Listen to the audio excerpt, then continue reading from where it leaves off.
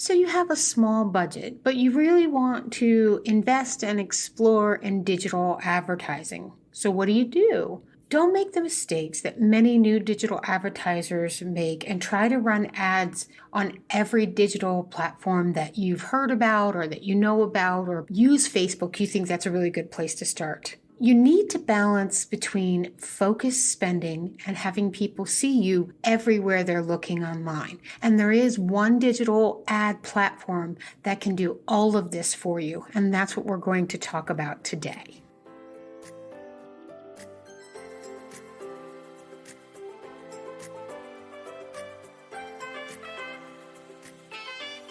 Inkyma's Marketing Strategies is a podcast for small business owners hosted by Audrey Kirchner, co-founder and chief marketing strategist at Inkyma, helping you navigate the world of marketing so that you can market your business in the right way, see growth, and thrive regardless of the industry you're in. To learn more about Inkyma and what we do, ask a question, or schedule a marketing evaluation, go to the website inkyma.com. That's INKYMA.com. Listen to the show on your podcast player of choice, the Inkyma website, or the Inkyma YouTube channel. Just search for Inkyma Marketing Strategies and you'll find what you need.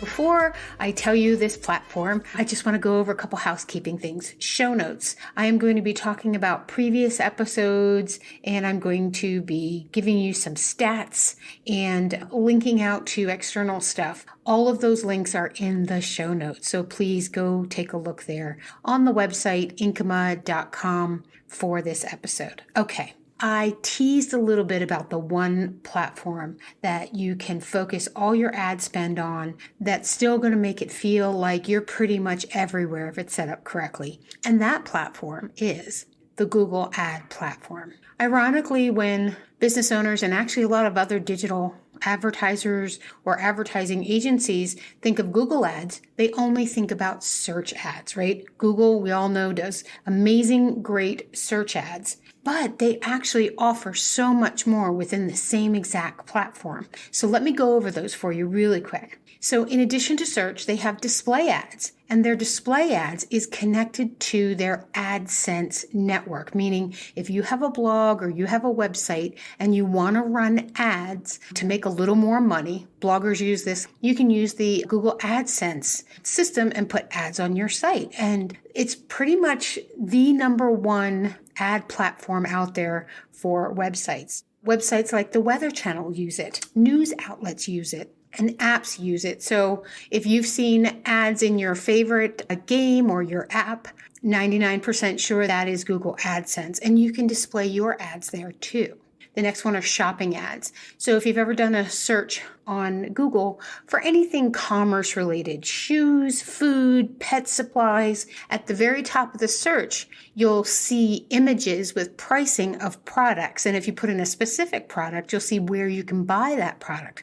Those are Google shopping ads, and they are paid. You can run ads inside of Gmail, inside people's email accounts. Because Gmail is free, right, when you have your name at gmail.com, that gives Google the right to throw in ads so they can make money on all this email. And pretty much everyone I know has a Gmail account now, but you can advertise to people inside of their email systems. And then last but certainly not least, YouTube ads. Google owns YouTube, and so they have extended their ad platform to include doing video-based ads on YouTube. So if you've watched a YouTube video, which I'm sure many of us do, they're the ads that come up at the beginning, in the middle. Sometimes YouTube will throw one in there at the end, and these are like commercials, right? These are what we see when we're on their free platform, including when we're allowed to watch movies with ads. They will put those in there too, based off of the selection criteria of the ad target, which is pretty cool.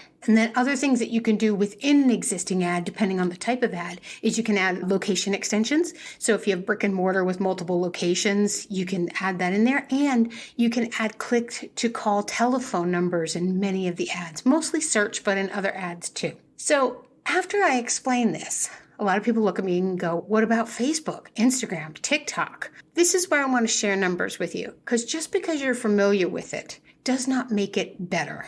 because you know it exists. I think that's why a lot of people run Facebook ads, is because they know it exists, they've seen the ads, and they think that might be good for them too. So let me walk you through the numbers. So Google's audience size, the people that use search, 3.5 billion searches per day. YouTube, 1 billion hours of video watched daily. It's kind of an incredible statistic. And that none of that takes into account the display network of visibility into other websites, into other apps. You'd have to track that specific app's visibility. So now let's look at the social platforms. Facebook, number one out there of all the social platforms for advertising. 1.45 billion daily active users. 1.45 billion, right? Half of Google. Instagram, 5 million daily active users. TikTok, 50 million daily active users. And I'm throwing LinkedIn for my B2B folks. That is 22 million daily active users. So as far as reach and awareness, which is the primary reason that you have an ad, is so that people know you're there and know what you're selling, is Google has a larger reach than all of the others combined, which is pretty powerful. And sometimes I hear 1.45 billion for Facebook. That's not bad. But the question you have to ask yourself is, are they your audience? Many people in certain groups, certain age demographics, don't use Facebook at all. They don't have an account, or they may have an account, but they haven't gone into it in years. So a category of like people that play video games, gamers, right? They don't use Facebook, but they sure use YouTube. Not only do they use it to watch other people gaming, they watch it to understand something for a game, but gamers themselves use it to monetize their content. So they are highly active in YouTube. And then the big chunk of people that are on Facebook are in that 25 to 35 age range demographic. Of course, you're going to have some that are older, some that are younger, but that's the big chunk. So if your demographic isn't there, then that's not your 1.45 billion people. The other thing, I don't usually recommend doing Facebook advertising for B2B customers, right? Business to business. There are other better ways, Google, maybe even a little bit of LinkedIn, that is a better opportunity for those types of businesses. 1.45 billion sounds great, but why go through the hassle of setting up an ad account, learning how to use it if your audience isn't there? You want to go where your audience already is. And so by using the Google ad network, either one or all of its pieces, you could really hit the totality of your target market. And that would also include the people that are using those social platforms, because I'm pretty sure that the majority of the people, even if they're on Facebook and there's like a group there that would be good, they're also using a Google product. They're probably also on YouTube. They're probably using Gmail. And of course, we all use Google search. So you're going to hit them in Google and not have to spend the extra money to try to hit them again in Facebook. So audience size, reach, and frequency are what makes an ad effective. And the more they see your ad in different places gives you a better chance of them taking action. I call it the surround sound effect. And you can achieve that surround sound effect by just using the Google ad network, search, display, shopping, YouTube, without having to use all of the others and having to manage ad spend across multiple platforms, trying to pull reporting in, all that other good stuff in just one place. So now that I hopefully have helped you understand the power of the entire Google network, now we can talk about targeting and data points, which actually makes this tool even more powerful. So we talked about audience reach, but now let's see what we can do with that audience. Okay, so I touched on the type of ads you can run. So now let's talk about targeting, because actually I don't think you want your ads to run to 3.5 billion people, right? You need to narrow or target down so that your budget goes further in a given month. Normally we say, okay, we have this much money to spend in a month. And you can take that money and say, okay, this much is going to go to display ads, this much is going to go to search, and this much is going to go to YouTube. And you can adjust and optimize that as you go, but you need to narrow down that target of people in each of those areas so that your budget goes further. So I'm going to walk you through the really impactful and big ones, but there's a bunch of different ways to slice and dice all of these different things to really get super targeted. So the first one is going to be location. And if you've ever run an ad, pretty much all of them will let you narrow down the location. Because I market in the United States for US-based companies, our location target is usually at the most at a national level, meaning all 50 states, or sometimes I have a client where we do 3 zip codes. This allows me the ultimate flexibility. So you can do a radius, meaning put a pin on the map and say go 10 miles, 15 miles out, or maybe only 5 miles out. Or you can say do it by a zip code or a city or a county, or you can actually say only give me this specific zip code or this specific city or this county or this state, which would create a very specific geo-targeting fence, which is really cool because then it actually outlines the whole entire city. So let me give you an example. I have a client in northern New Jersey, and if you've ever looked at the map of northern New Jersey, the eastern side is very close to New York City. So my client only wants people in specific zip codes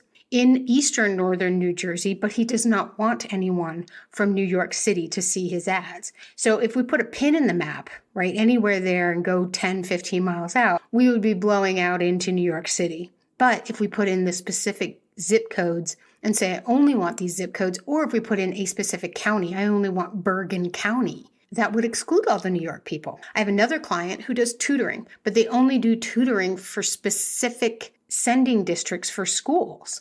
And so the pin method and the radius method wouldn't work for them either. And we can do certain things where it's this particular school versus another school, even if they're in the same school district. And it can create a donut hole effect where we're excluding this zip code in the middle, but we're hitting a bunch on the outside. So I give you these 2 examples because there's different ways to be able to interpret when someone says to you, I want specific school districts, right? You don't have to be able to search for the name of the school district. You just have to know what the geolocation of that district is. So that's a good thing to think about there. Another feature that I like to bring up, which a lot of people don't know about, is there's a language feature. Usually defaults to English if you're in the United States or whatever country that you are in or targeting. But within that country, if you have an audience that English is not their native language, like here in the US, we do have folks that speak their native language and they buy and they do all these good things, you can actually tell the language feature, only show this ad based off my other criteria to people that speak Spanish. Now you'd put your ad in Spanish, of course, to target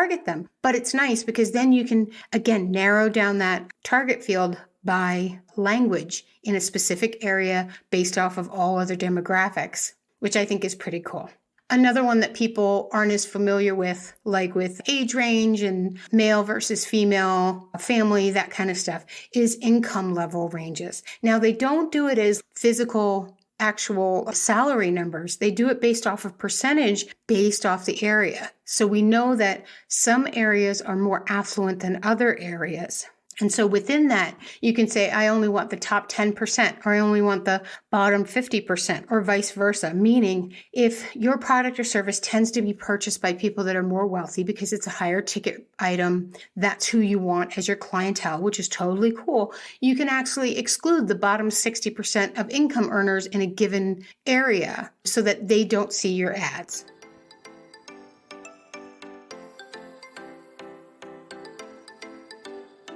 You're listening to Inkyma's Marketing Strategy, and I'm Audrey Kirshner, and we're talking about the best digital ad platform to use to reach the most people with a small ad budget.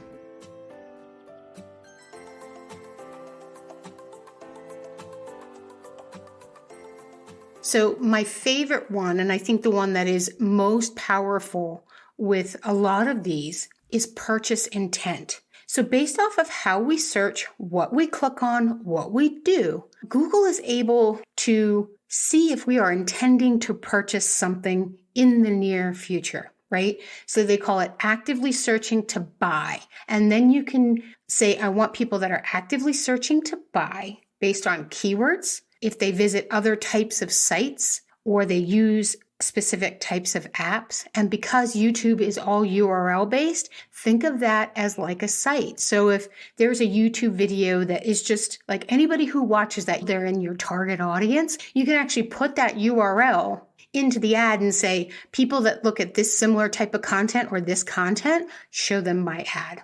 And if it's under the purchase intent, it brings it a layer down. So let me give you 2 different types of examples of this from a client perspective. So let's say you're a company and you sell accessories for fishing, and the fishing gear is like a major brand that's out there of gear. A specific type of fishing pole. They sell 9 lines. They have a huge following. They get lots and lots of traffic. So what you can do with your ad is you can say, anybody who has visited these sites, meaning the fishing gear site, or watch their how-to videos, let them see my ad. You can also do it based off of keywords. So you can put their brand name in as a keyword. You can put their actual product names in as a keyword and those pages. So if they visit this product's page, show them my accessory, because that makes it more likely that they're going to buy from you if we know that they're either already own or in the process of purchasing. So let's talk about this purchasing intent and how it works. And I'll use myself as that second example. So recently we purchased a new bed. And so before I purchased the bed, I did some research. The first thing I did is I went to CNET or someplace like that. And I was like, I wanted to see an article that talked about the top 15 beds that are available now for hot sleepers. My husband and I, we work out a lot. I wanted one of those cool mattress beds. I kind of knew that's what I wanted. So I went and I did my search. I found my article. And then from the article, there were links to the bed's website. So I clicked through. I found what I wanted and then I stopped, right? I had to talk it over with my husband. I wanted to think about it. It wasn't like I went and bought a bed right away. But from that, Google now puts me into that purchasing intent category of somebody looking for a bed and looking for a specific type of bed because of the article that I clicked on. So if I were these bed companies, what I would do is I would go in, create a display ad, create a YouTube ad for people with a purchasing intent that have clicked on this particular URL, the review URL from CNET, and or the competitors' websites. You could do that too, and then show them our ad. Because then when I am later on YouTube looking at a video or going through my email or playing on my phone, I should have seen ads from those companies. But I didn't. So I know that they're not running those. It does happen to me in other things where I see stuff and I'm like, oh, they're smart. They figured that out. But wouldn't that be great because I went in one direction, but if one of the other companies that I didn't click on had shown me their ad, I might have looked at it.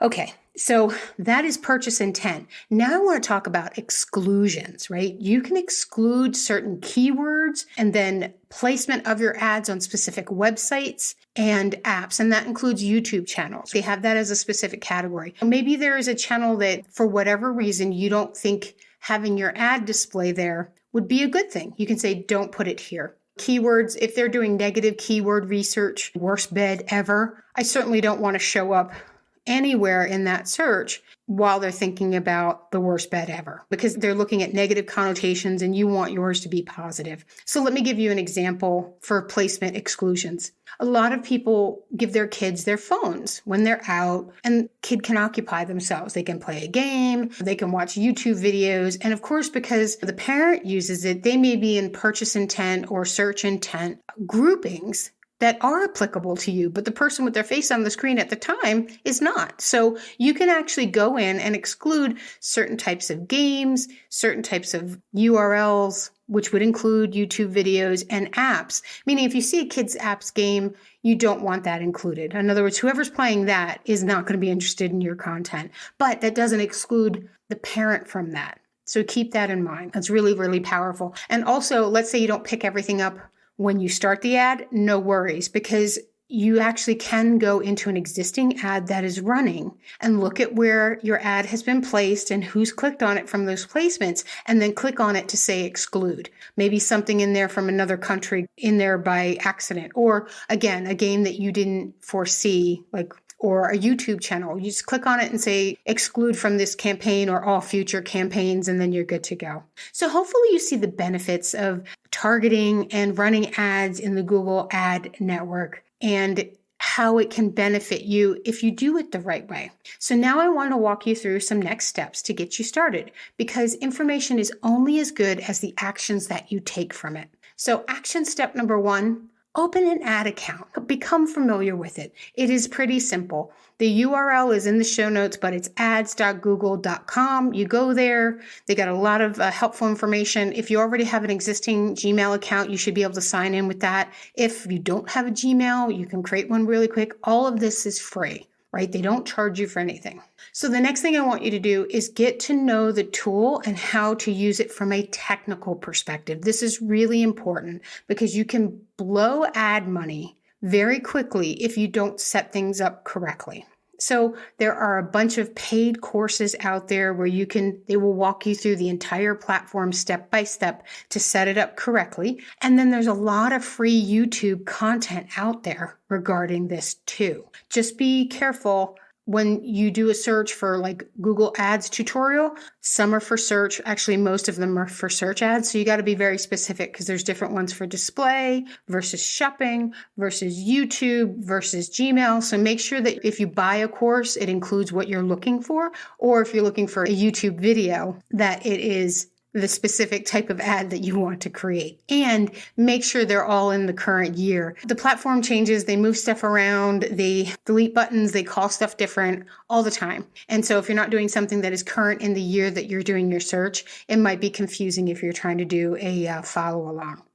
So the next thing I want you to do before you embark on creating anything is to know your target audience and what is the goal that you're trying to achieve. Are you trying to sell something? Are you trying to generate leads? Is it just event awareness? Are you trying to get people to sign up for an event? Make sure you know this ahead of time. It will make your selection process easier and it will all make more sense. So I recommend that you go back and listen to episode 20, which I talk about how to set up your ads, like video and content and targeting specifically in episode 20. I don't talk about the bits and bytes of how to set this stuff up. I tell you what to put in it. And then the other thing I want you to do is listen to episode 28, where I talk about A/B testing to optimize a bunch of stuff across all different types of campaigns, but digital advertising is in that one. And so the last action step I have for you is to start small and work your way up.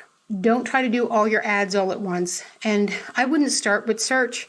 Search is not as simple as you throw a keyword in there and you hit go, because keywords can be highly competitive, i.e. expensive. And if you don't do it right, you're going to spend a lot of money and not get any return on that investment. So to learn the Google platform, I would start with either YouTube ads or display ads to get your feet wet with this, and then set everything up correctly, get familiar. And then when you're ready, take on search ads. Even if you think you need it, you might not. We've set up stuff for clients where we've picked 2 or 3 of them, not search, and it's running like gangbusters. So why spend more money if you don't have to? So here are my final thoughts for you on this topic. There is a huge learning curve with the ad platform. Actually, there's a huge learning curve with any of the advertising platforms because they have so much features and targeting and different options you can do to optimize. And it's difficult to understand it. It's like its own little language. I think Google is simpler than most of them. The point I'm making here is don't skimp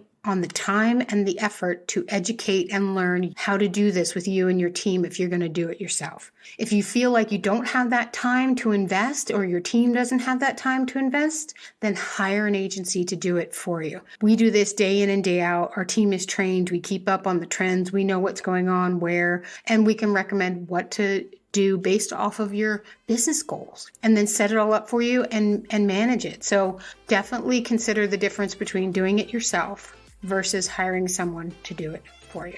Here at Inkyma, we like to give back to the business community. I provide a free 45-minute marketing consultation to any business owner. Maybe you want to talk about ads you're running today. Maybe you've never run an ad before and you want to try to see if advertising could be effective for your business. We can have a conversation about whatever you want. Just go to my website, Inkyma.com, and in the upper right-hand corner, there's a button to schedule a marketing evaluation. Just click on it, pick your time, and we are on the calendar together. Maybe you just have a quick question. You want me to look at something for you? Go down to the bottom of any page. There's a contact form. Fill it out and send it over, and I actually respond to all of those personally. So hopefully you found the information in this episode helpful. Please share the podcast with other business owners. I'm sure that if you're thinking about this, other business owners are thinking about this. I did the episode based off of a lot of questions that I get, so I know it's out there. Spread the education, spread the love. That way the entire business community can grow and thrive together.